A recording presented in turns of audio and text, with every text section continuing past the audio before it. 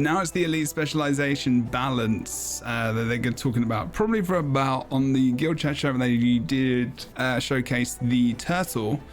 They're going to talk about all the elite specializations, some balance it looks like, and they've got a full-on balance. They've got a full-on trailer here with all of the elite specializations, which is very cool. It looks like it's on for about 20 minutes, 30 minutes. This video is going to be at least 30 minutes. This whole thing is going to be 30 minutes as well. The trailer is very good. Very impressed by the trailer. And it looks like they're just going to keep showing it until they're ready. I've done this later in the day. Oh no, there you go. Thanks again for hanging out with us here on Guild Chat today. We're going to get to see what's going on. Like we've been talking about, beta's next Tuesday. How have the elite specs changed? Cal is here to tell us that. So take it away, Cal. Great, thanks. Yeah, so beta 4, we obviously got a lot of feedback throughout the first 3 betas and all the elite specializations. So a lot of things have changed. And for today, we're just going to do like, at least for the stream, we're going to do a very high level, kind of more organized overview of a handful of the key feedback items that were actioned. But right after the stream, we'll also be posting the full list of update notes on the forums. So and that's what we can go over. We didn't want to go over every single specific thing here on the stream because we'd be here for, you know, a very, very long time, given, I mean, you guys know my history of talking about elite specs, so we wanted to keep it really nice and contained, talk about the main important things and leave the rest for all of you to see on the forums. I'm literally over here setting that up right now. Awesome. All right, so let's just hop into it. We'll run through these in the same order that we initially revealed them. So we're kicking things off with the Virtuoso. And so the first thing we see here, kind of one of the big feedback points is, well, what about blade generation, clone generation? And, you know, we increased the clone cap to 5 for this character, obviously new blade songs, really, and then, of course, being able to maintain blades across combat. It really felt like we wanted to get... Wasn't really massively into Virtuoso, not gonna lie. I'm here for engineer, but I'm here for everything, obviously. It's a little bit weird to have this functionality that doesn't really do anything because by the time I get in my next fight, I don't have any more clones. And so one of the things that we've added here is that a piece of one of the minor traits for the Virtuoso is now just going to generate a clone every 10 seconds. Whether you're in combat, whether you're not in combat, you'll just be constantly generating clones or blades. Confused myself already, but you know, get some more natural blade generation there, so you'll pretty much always have something ready to go at the start of a fight. In addition to that, we fixed up some interactions with stuff like mirror images, decoy, these skills that for base Mesmer, for other Mesmer specializations, you need a target because you're spawning a clone to go attack something. The Virtuoso will no longer need a target to activate those skills, so you can still just stock blades while you're out of combat, moving around, getting ready for the next fight. So with additional blade generation, that's going to play into, kind of, you know, it's going to enable shatter. So it's more sustained for Virtuoso, so you can get more blades, so you can stand the fights more, and you can be more aggressive, I guess. Minor master tier trait is now going to give you a damage bonus every time you shatter. This is going to be a duration-based thing, so it's like, I think it's 5% for both power and condition. Every time you shatter for some duration. So it's going to create this really nice flow of combat where you're going to be, you know, building up blades, shattering, get the damage bonus, press some more buttons, get more blades, shatter again, keep that damage bonus going, and so on. So importantly, that does increase condition damage because another feedback point that we saw a lot about is condition builds, and they're just not as exciting as, say, the power builds are. And so we've added, you know, the damage bonus there, tuned up some of the numbers on some of the bleed. And true, like some of the other elite specializations they're just not like built for certain builds, I guess. But like, I guess they've tried to do it with each build where you can play a condition variant and a power variant, the other condition applications, which is very different. Just to make sure that condition build feels a little bit more relevant than it did during the first beta. So next up, we're going to talk about Harbinger. We've got some pretty exciting stuff going on here. So first things first, first bullet point here is the life force drain. This is the thing that Harbinger did when you were in combat and you were not at full health. It would constantly drain your life force to heal you, convert that into healing. And this was kind of an interesting design decision originally, that we wanted to create kind of this, you know, a little bit more sustain, but also create kind of this push-pull between building up life force and managing your life force and your defensive play, that you would be able to have enough life force to get a good shroud. But this is going to be one of the main things I play. Playing with it more and more, it didn't feel particularly good. It feels like an evil engineer, which is why I want to play with, just fighting against your own life force generation. So we just kind of pulled out entirely. So it's also going to be, you know, a bit less sustained for the character, which is probably reasonable as well. But it's just going to make sure that you always have that life force available for a shroud when you want it. They just got rid of it. Another thing we've looked at is updating the blight mechanic a little bit. So That would have been cool. first thing off, it's going to be a little bit less punishing. It's kind of like 1.5% max health per stack instead of 2%. But we've also added some more interactions, what we're calling blight threshold, which you're going to see on some of the shroud skills and then on all of the elixir skills.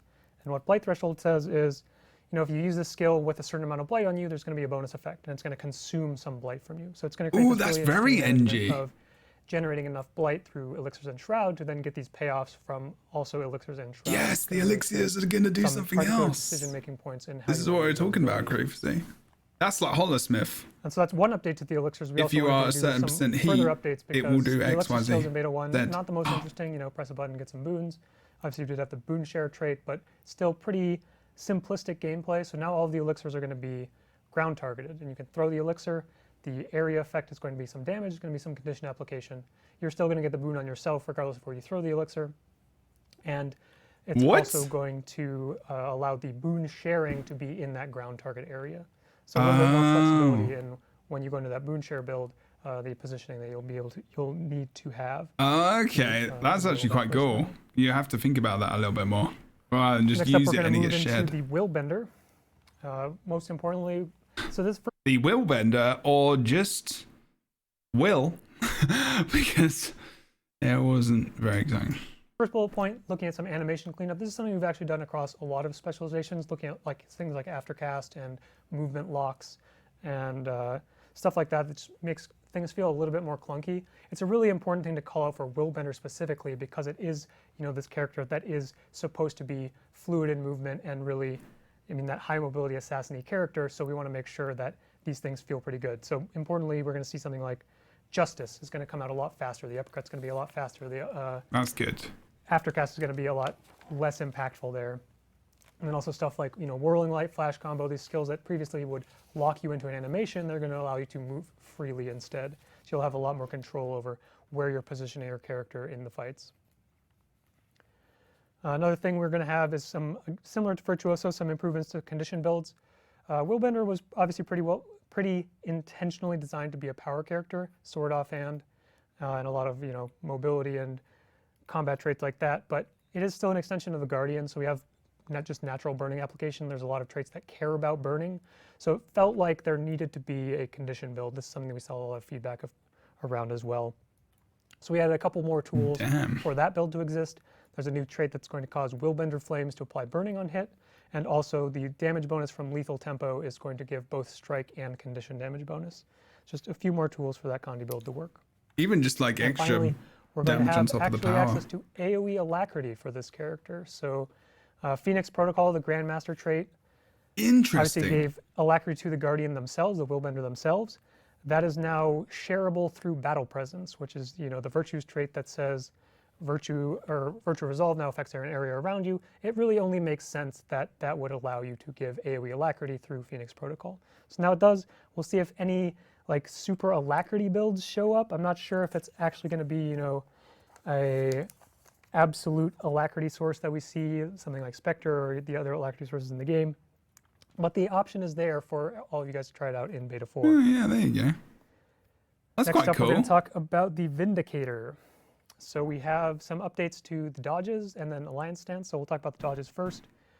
Big feedback point is, again, you know, just clunkiness of movement. And when you come crashing down in any of the dodge animations, I guess they all have the same animation, come crashing down with any of the dodge skill, you just, you know, you were stuck in place for a little bit amount of time. And that just created a lot of didn't feel very Guild Wars not the 2-y. best gameplay for, not the best gameplay experience. Yeah. It was there to, you know, really sell the Not the best impact, gameplay. but we do really care about how this character actually plays in the world, so it's going to just have a lot less end lag there. You'll be able to move much more. On the quickly Ender out of the Dragon's dodge. t-shirt. Sorry. Another minor update, I guess not a minor update, but another update to the dodges that we've kind of rebalanced all of them around 100 endurance. So previously we had 3 different dodges that had 3 different costs, 150, 100, or 50. They're all now going to cost 100 endurance, and we've rebalanced the effects to kind of as needed to be pretty on rate outside of any buffs or nerfs. That's a good idea. And the important note here is that it just makes it a lot more, it's a lot more convenient, I guess. I don't know what the word I'm looking for is. So there we go. Accessible, Great live show probably. here. But just a lot easier to balance endurance generation and making sure it feels good for all of the dodges, because something that gives 50 endurance previously was a lot better for the 50 endurance dodge than it was for the 150 endurance. Yeah, no, dodge, accessible. That makes sense. But now it's going to be a lot more consistent across all dodges, so that should help make sure that all three of these things are potentially viable. And then next up, we'll hop into Alliance Stance and talk about, we'll just run through this real quick. Would be Most good to get some importantly, video the skills going. will not automatically flip anymore, and there's some, I mean, people will probably be pretty excited by that. You can now much better define the playstyle that you want.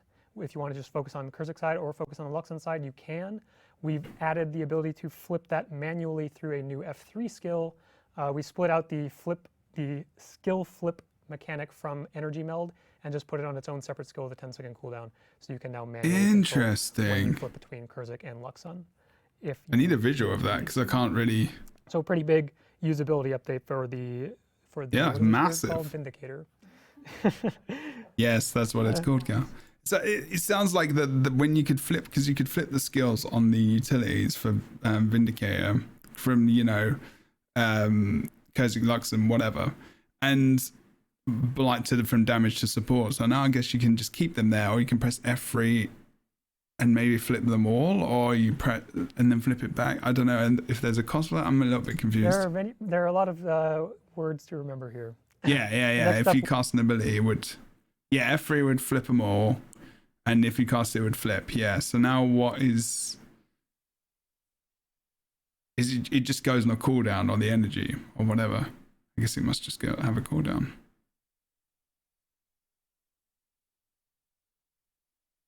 It's just cooldown. Okay. You can flip them all still as well, they were saying. Blade Sworn. So there's one thing I forgot to mention at the start here is that there's a lot more changes to these than are just shown on these bullet points here. These are just kind of general categories that feel natural to talk about in this kind of super speedrun version. So the big point here is talking about Dragon Trigger. There are other changes that you'll see in the patch notes once we get there. But some updates to Dragon Trigger and Dragon Slash. So one of the main feedback points around this mechanic is that it is just overly slow. I mean, it's a 5-second channel for the maximum value Dragon Slash, and it's not super realistic and competitive. Even in like PvE modes, it's a lot more difficult to use effectively. And we agree that, again, that's something that makes the character just feel a lot more clunky. So the flow cost per charge is going to be down to 5 instead of 10, so it's only going to cost you half of your bar to get a full charge Dragon Slash, and it's also going to charge twice as fast. So instead of half a second per charge, it's now quarter of a second. So it'll be 2.5 seconds for a full charge versus 5. Just some opportunities to make that a lot more accessible, a lot more usable in less damage though, right? Situations. We got a couple of minor trait interaction updates as well. The Immortal Dragon trait, the heal one, is also going to give you protection based off the number of charges, and Unyielding Dragon will give you some number of might stacks based off how many charges. The last Grandmaster trait is, of course, Daring Dragon, I believe, which is now going to be, even more exciting with the reduced energy cost. Now it's maxing at 5 charges, which is 25 adrenaline, 25 flow, which means you can fire off, 4 or 5 or maybe even 6, depending on what other external adrenaline sources you have, back to back to back with that Daring Dragon trait. They should have done this as a separate show, but they needed to put it in. Next up we have the Catalyst. They could have done it on Monday. Saw some of these on the Ekvald stream a little bit. The Jade Sphere. We kind of joked for these bullet points we should just put Jade Sphere, Jade Sphere, Jade Sphere, Jade Sphere, because that is very much the most, problematic. It definitely was problematic in its implementation, how the Jade Sphere was just incredibly clunky to use in terms of gameplay. The 15-second duration in a single point, it was not super realistic to any real gameplay situations. And then also, the transitioning field as you switch attunements made it very difficult to get the combos you want, get the matches you want on your augments, get the boons that you want. Everyone just wants quickness. And so we went back and tweaked this Jade Sphere mechanic such that it is now 4 separate skills, 1 per attunement. It is going to be an upfront 10 energy cost to deploy that field for 5 seconds, and that field will not change elements. So if I'm in Earth, I deploy the Earth prot field, poison field. That will always be that pulsing prot poison field, even if I switch attunements into fire. This also means that you can fire off up to 3 in a row. If you have 30, drop Earth, switch to fire, drop fire, and so on and so forth. So you can that's get cool. Potentially more exciting stuff, or you could just pop into air and use fresh air to always have access to quickness over and over and over. Which so is that what should everyone's help obsessed with the flow of the character a lot, and also help We're with the so augments, boring. but We're even so boring as a though- community. Another thing with We the just want augments that I wanna boons say for is that damage.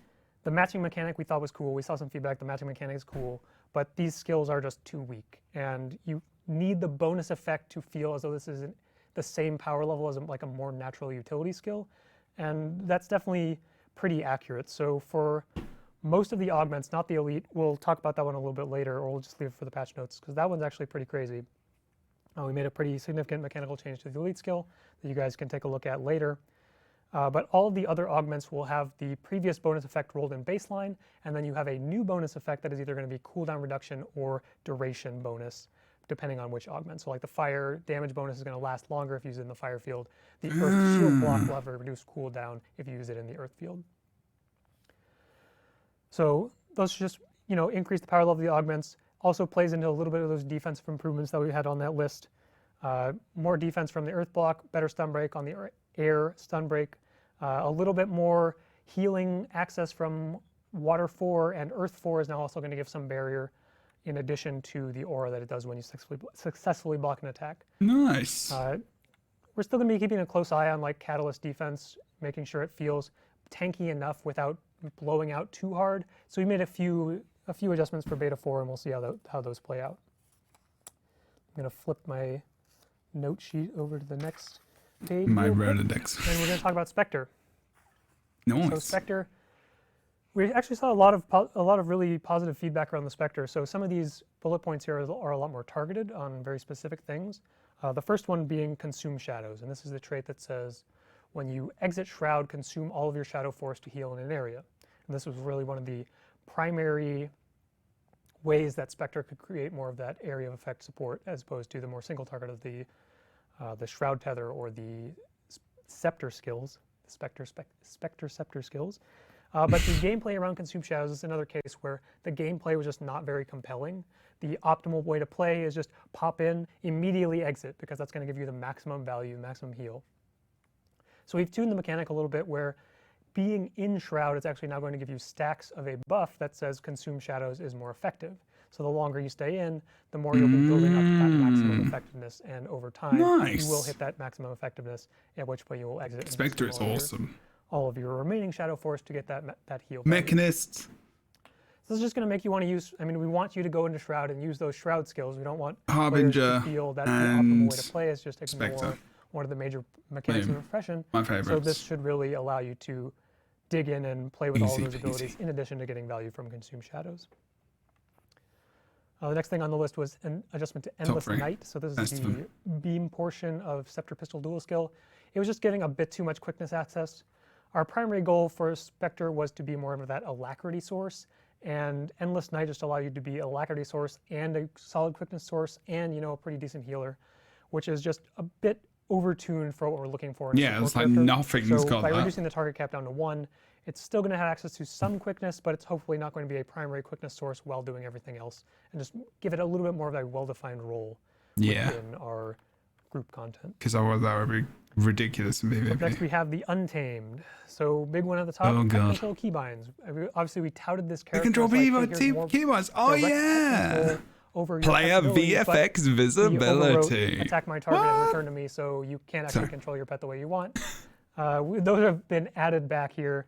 We've adjusted the UI for the Untamed and also the Mechanist. We'll see that same bullet point. Ooh. Where attack my target and return to me are back. You can bind them to whatever you want, and that will just give you the full suite of pet controls that we were really looking for this character. On top of that, we got a very big feedback point about the Untamed is the interaction with the Unleash mechanic. And these were already coming up during the Beta 3 live stream preview. I was sitting here and Ruby was reading chat and we were asking, hey, what about Unleash interactions for other weapons? And it's like, well, we talked about this ambush style thing. Didn't really go forward within the beta for Beta 3, but we continuously got more and more feedback around, the Unleash mechanic just feels a little bit incomplete.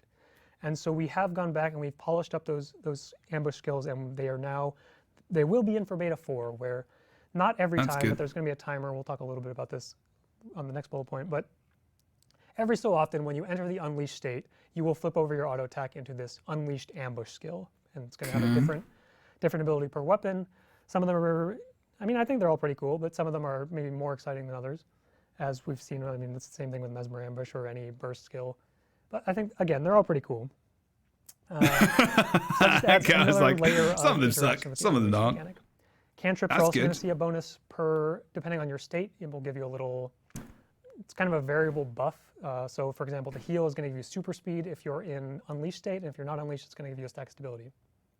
And that bonus is different per cantrip. Just a little bit more flavor to play into this unleashed mechanic. Another big bullet point there was the stance swap cooldown. So this created a lot of situations where you could get kind of stuck in a bad state, or you never wanted to switch stances because you would be kind of in the wrong mode for too long.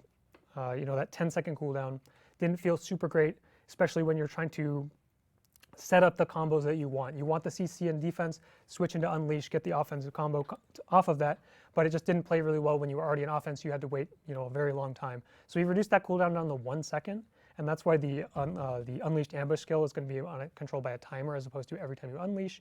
But that's just going to give you a lot more control over when you have access to the Unleashed pet skills, when you have access to the other side of the hammer, and not be too punished to make that decision and look to, you know, find the different lines for gameplay here. Quick final note here, the player material effect that you see when the player is in that unleashed state got a lot of feedback around, you know, the conflict it has with Fashion Wars, especially as a permanent buff. It's a little bit different than like a Necro Shroud or Holosmith Forge, which are all temporary things, just always having this effect on you.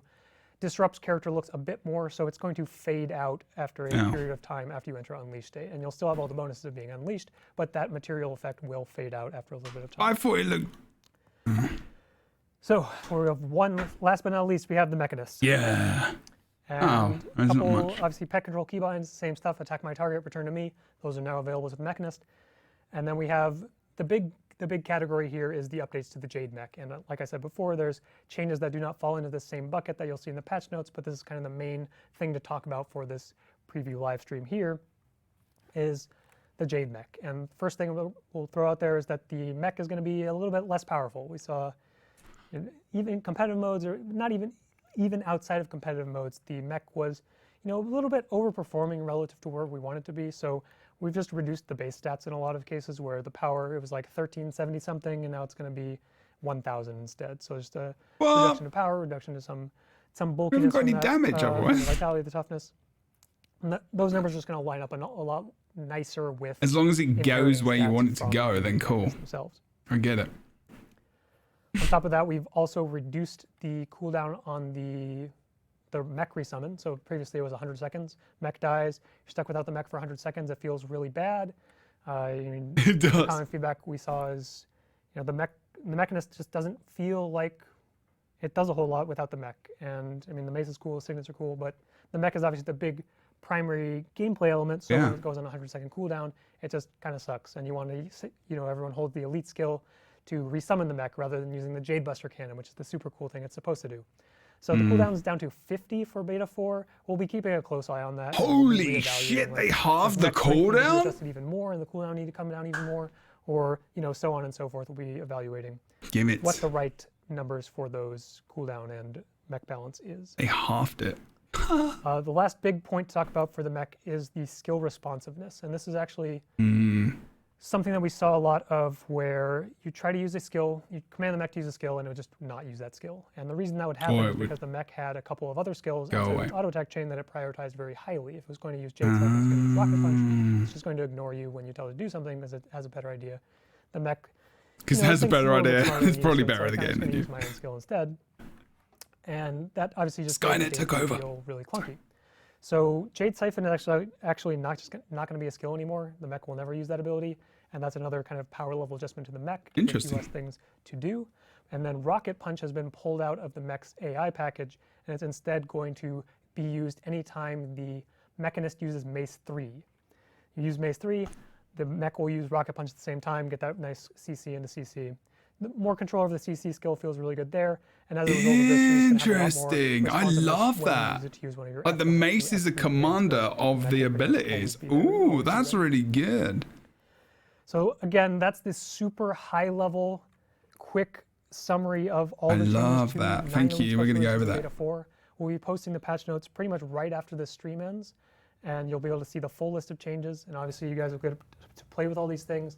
We're expecting a lot more feedback around all these things based on beta 4. So obviously go on the forums, tell us what you think. And we'll be continuing to iterate on all these things as we look ahead toward End of Dragon's It launch. does, yeah. And It should be now the I'll third toss back to skill, Ruby, I and would we'll say. wrap things up. Thanks, Cal. As always, you're a hero for going through all of that stuff. So Nice thank you very one. much. We will have those live on the profession forum, on the main profession forum, as soon as we are done here on the show. We do have a couple more things for you, though. One of the things that we have been working on all year, and you as players, is the Living World Replay ongoing meta achievement. Seasons of the Dragons, there's a legendary amulet that is that reward. Yeah, I saw We're getting this. close to where people can start getting that in their own legendary armory, so we thought we'd give How far are a we little away preview from today this? of what the effect looks I like. wanna get it once on the you've got it day. equipped. Mark, my monitor is safe now. Yeah. All right, so It's pretty that is the nice. effect on the Prismatic Champions Regalia. Just turn it around so you can see the whole thing. And that is what that's going to look like.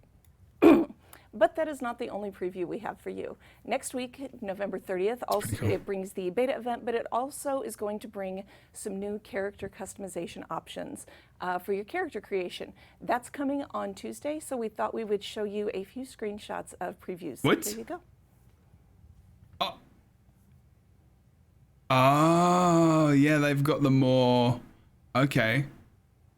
Oh, there's one for Sylvari. There's some for Sylvari. There's some for Asura as well. Is there some for Char? Oh, that one's awesome. There is. We were talking about this. This is awesome. Is that the free All right, stuff? there's a little something for everybody. I hope you enjoy that preview. I cannot wait to see what everybody does with their characters next week once we have these new character creation and customization options. So, beta event next Tuesday starting 11:30. End of Dragons 11:30. launches in February of 2022. 11:30 We are getting on closer and Tuesday. closer. It's available for pre-purchase Why is right it on now. so If you late? pre-purchase End of Dragons, you get some cool bonuses that you can use on your account now, and then some other cool bonuses that you'll be able to use on your account after Not gonna be launch. it. We are also working with DX Racer for next week's beta. Oh, well. We're giving away another DX Racer gaming chair. This one here, we are think going to that give that is away pretty along much with it. some Guild Wars 2 gems to Let's go over here. guildwars2.com. There's an article listing out all of the retailers with links where you also check the gem store daily starting on Friday. Yeah. We're going to have daily sales for Black Okay. Friday. For That's pretty much it, actually, because that was the balance and everything else as well. So thank you very much for watching this one, this part. This has been the mini balance, I guess, of the elite specializations, talking also about the legendary amulet, the look of that. Also, brand new character customization at the beginning when you create your character, and I guess if you change your character as well and you use one of the makeup kits or whatever the hell they're called. Cool, lots of stuff. Okay, don't forget to like, comment, subscribe if you watch this on YouTube, and if you watch this on Twitch live, I'll be back momentarily. I'm going to talk to Astral and potentially Kroof as well if they're here as well. We've never spoken to Astral before, so that's exciting. And Kroof, and if we've got any other creators in here that want to join us, then feel free to do so. But otherwise, yeah. Thank you very much for watching this YouTube video. Okay, do the things, like, comment, subscribe. Do it.